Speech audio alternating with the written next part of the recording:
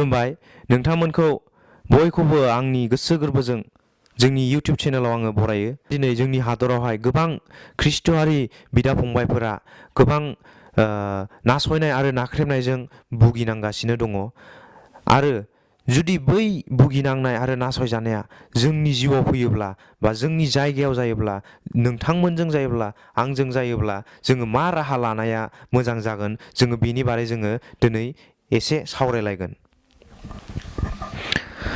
अब्ला जोङो दिनैनि जे हाबाफारिखौ जोङो जागायनोसै। दिनै जोंनि गेजेराव सासे इसोरनि हाबा मावगिरि बिथां दङ। आङो बिथांनियाव माखासे सोंलुफोरखौ सोंगोन। अब्ला नोंथांनि चार्चआव बा गिर्जायाव बा नोंथांनि जिउआव जुदि बै नासयनाय आरो नाख्रेबनाया जुदि फैयोब्ला नोंथाङा मा राहा लागोन? सिगां आङो बयखौबो खुलुमबाय। जोङो नुनो मोनो जे जोंहा जोंनि गेजेराव भारतबर्षआव दा गोबां रोखोमनि हेंथा हेंसि बा धोरोम फालिनायावहाय बा जोंनि गिर्जाफ्रावहाय बा जोंनि धोरोम सिबिनायनि बेलायावहाय गोबां एटाकफोरखौ जों नुनो मोनो बा हेंथा हेंथिखौ नुनो मोनो। दा बेबायदि हिसाबैहाय जोङो इण्डियान जे जोंहा संबिजित बा आयेन बा आर्टिकोल दङ, बे आर्टिकोल हिसाबैहाय दफा हिसाबैहाय जोङो नायोबा नुनो मोनो आर्टिकोल 25 बा 25नि बायदियैहाय गासै सुबुङा बिबेक उदांस्रि आरो धोरोमखौ रंजानाय फालिनाय आरो फोसावनायनि थाखाय समान मोनथाय दं। मानि जोङो जायफोरनाखि इसोर सिबिग्रा मानसिफोर अर्थात ख्रिस्टियानफोर बा जिखुनु बेक्तियानो जाया मानो इसोर सिबियारि बेक्तिफ्रा जोंनि भारतबर्षआव थानानैहाय गावनि धोरोमखौ मोजां फालिनो हायो, रंजानो हायो आरो मा होनो मोनसे बिसया बेनोबाव जे गावनि धोरोमखौ गुबुननोबो फोसावनो हायो आरोखि। बेयावहाय जोंहा जेबो रायथानाय गैया। मानोना जोंहा इण्डियान कानुनानो इण्डियाननि जे दफाफोर दङ, आर्टिकोल दं, बे आर्टिकोला जोंनो फोरमायदों। बेनिखायनो जोंहा बेयाव जेबो गिनांगौ गैया।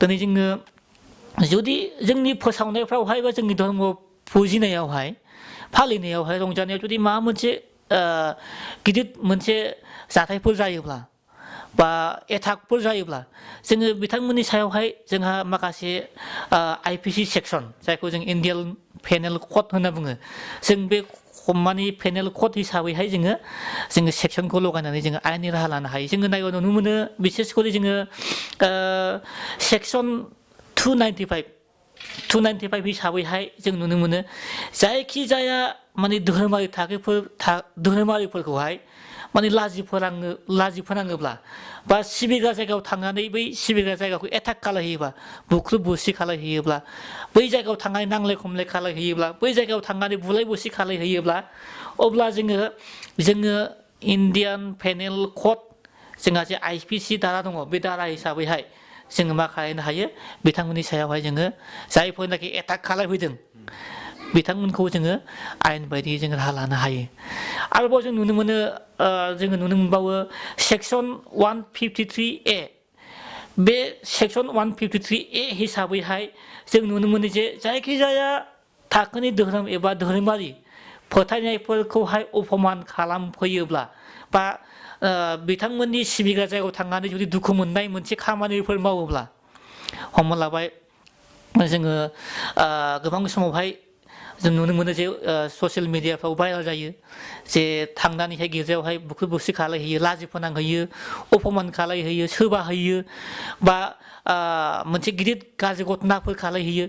बेफोरबायदि जुदि खालायोब्ला जोंहा IPC हिसाबै जोङो 153A हिसाबैहाय जोङो बे आयेनखौ लानानैहाय जोङो आयेननि राहाखौ जों लानो हायो। मानोना बेखौ जोंखौ इण्डियान कनस्टिटिउसनावहाय इण्डियाननि जे ल' दङ, इण्डियाननि जे जोंहा सेक्सनफोर दङ, जों बे सेक्सन हिसाबैहाय जोङो मा खालामनो हायो, जोङो बै बिथांमोननि हेंथायैहाय जोङो राहा लानो हायो। बेनिखायनो जोंहा आर्टिकोल 25आव दङ जोंहा right to freedom of religion. जोंहा जोंनि धोरोम सिबिनायावहाय जोंहा जोंनि आयेन बायदि जोंहा फ्रिडम दंखायो। बे फ्रिडम हिसाबै जोङो जोंनि बे जायगायावहाय जों गोसोबायदिहाय जोंनि जायगायाव जोङो इसोरखौ जों सिबिनो हायो जोंनि मन्दिरफ्राव जों सिबिनो हायो जोंनि गिर्जाफ्राव जोङो जोंनि इसोरखौ जोङो बाख्नायनो सिबिनो रंजानो जोंहा मोन्थाय दङ बेखौ बयनिबो समान मा खालामखादों जोंनो मोन्थायखौ जोंनि कानुना जोंनि इण्डियान कनस्टिटिउसनावहाय जोंहा आर्टिकेल 25 बायदियै जोंहा बेयाव जों मोन्थिनो मोनो एसेनोसै हामबायसै अब्ला जोङो मिथिनो मोनबाय जे भारतनि माखासे आर्टिकेलफोर दङ जे जोंहा माखासे राइट्सफोर दङ जोङो जुदि जोंनि जिउआव जोंनि बा गिर्जाफ्राव जोंनि चार्चफ्राव जुदि माखासे नासयनाय नाख्रेबनायफ्रा जुदि फैयोब्ला जोङो माबायदि राहा लानो हायो जोङो बेखौ दिनै मिथिनो मोनबाय अब्ला नोंथांमोना जुदि जोंनि भिडिअखौ बे जोबजासिमाव नोंथांमोना नायबायब्ला अब्ला जोंनि चेनेलखौ साबस्क्राइब खालामदो आरो लाइक खालामदो आरो शेयार खालामदो एसेनोसै गोजोन्थों